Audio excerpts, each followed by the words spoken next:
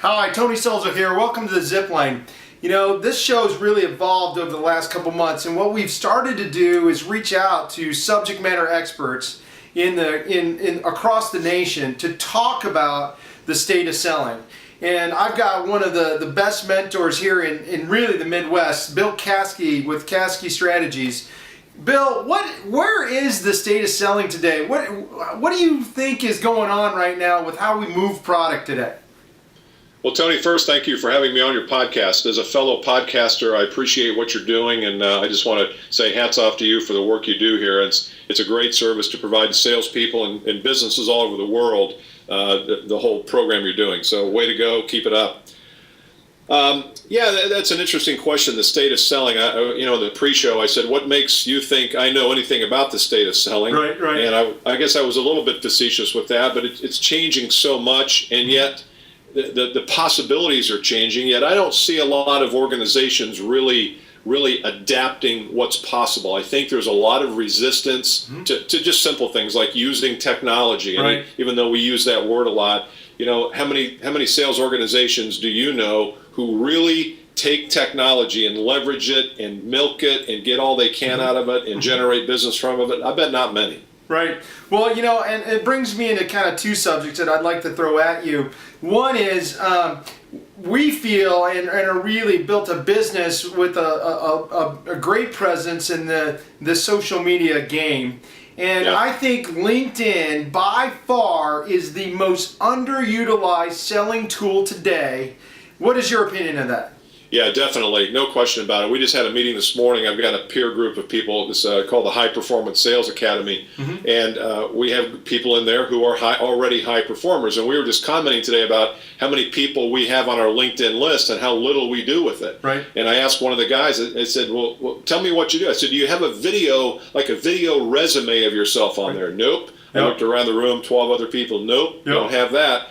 And it allows for so much, yet I'm convinced, and correct me if you think I'm wrong here, I think a lot of us who are in our 40s and 50s have grown up without social media for so long, we cannot wire ourselves properly. We cannot rewire without the help of younger people, and that's the real value younger people have today, is we need people who teach us how to do those things. And I know you do that work in your practice, but I think that a lot of us are wired in the old way, and it is just very difficult for us to rewire ourselves. Well, just give a shout out to one of the guys that I coached for years, Kyle Lacey, who really kind of reversed and led me down this path to get into the business that I'm in, because I totally agree with what you just said. Social media is so transformed the way we market, the way we sell. And really it's just another medium. It just so happens to be free, but it's labor intensive. And a lot of us don't want to put in the time, right?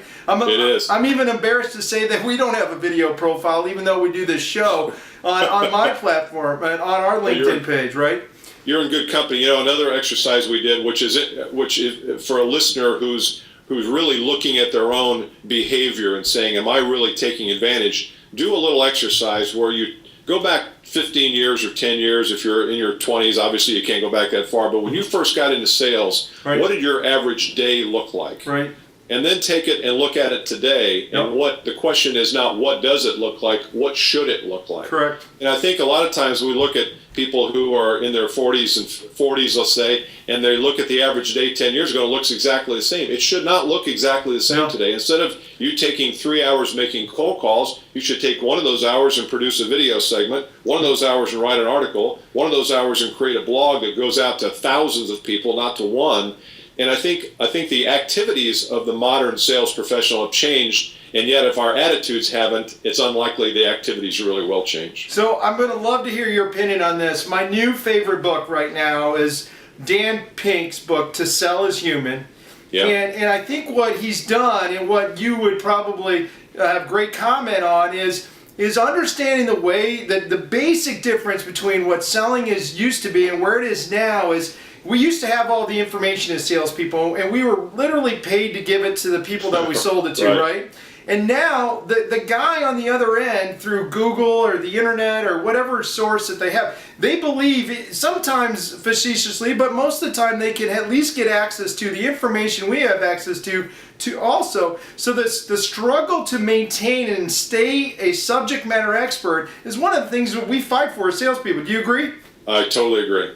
Totally agree. We have something we call expert positioning, and we think that the world of sales has evolved a lot over the last, obviously, 30 years, but in the last 5 years, the experts rule the world. Right. The people who have the knowledge, who study the craft, not just the craft of selling, but if you're in the metals markets, you've got to understand metals and swings of price and volatility, and you have to really understand that. You can't just be out there schlepping metals. Right. You've got to understand the knowledge base. You have to understand the future. You have to be sort of a futurist. You have to be an idea person. People don't buy stuff today. They buy ideas on how to use stuff better. Right. And yet I don't see a lot of training. And of course, we're in the training and development business, so when you use us, you get it. But I don't see a lot of trainers out there really saying, look, let's forget about how to probe deeper or how to close better. Forget about those skills. Those skills are less relevant today than they've ever been. It's more important, how do you attract customers? How do you position yourself? How do you communicate with them in a way that they understand and can absorb and consume?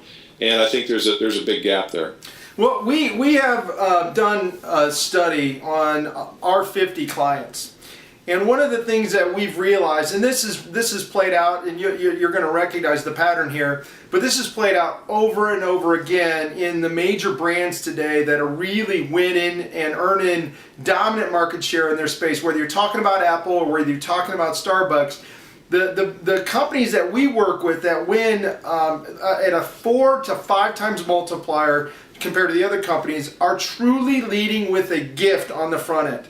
They're bringing the gift of education. They're bringing the gift of insight. They're bringing the gift of analysis. They're bringing the gift of free software as a service that allows their user base to engage and to start to understand how they're going to be a partner. Comment on that. What do you think about this idea of the gift? Yeah, you're right. Well, I mean, look at Facebook. I mean, Facebook's a multi-billion-dollar company, and they give everything away, or they started doing that, and of course they've evolved a little bit. But I think you're right. I think it's hard for a salesperson today to go into a prospect and say, hey, trust me, working with me is really what you want to do. You're going to like working with me. I don't think that resonates with anybody. No. I think what you have to do is say, look, I'm going to give you a sample of what it's like to work with me. Right. And I know, Tony, you believe in that. You do strategy sessions for people occasionally, and I think that's really smart. We do a podcast, the Advanced Selling Podcast, if I may shamelessly plug it. And, in a way, that's a way for people to work with us. Now, it's not like the consulting we do, but people have listened for 6 months or a year, and then they call us and say, hey, I'm really interested. I feel like I know you guys. You've worked with me. So sometimes it's not so much actually doing the work that you're going to sell to them. There could be other ways for them to experience you and get a sample of you and connect with you. Right. And I think you guys are good at that, and some companies are good, most aren't. But I think that's one thing. If you're a VP of sales, and I've got some other comments I want to make about that, but if you're a sales manager, you've got to be thinking those things. You can't rely on your marketing people to think them. You have to be carrying the flag there of how can we change this thing up and give people a sample of what we do, and then people will work with you.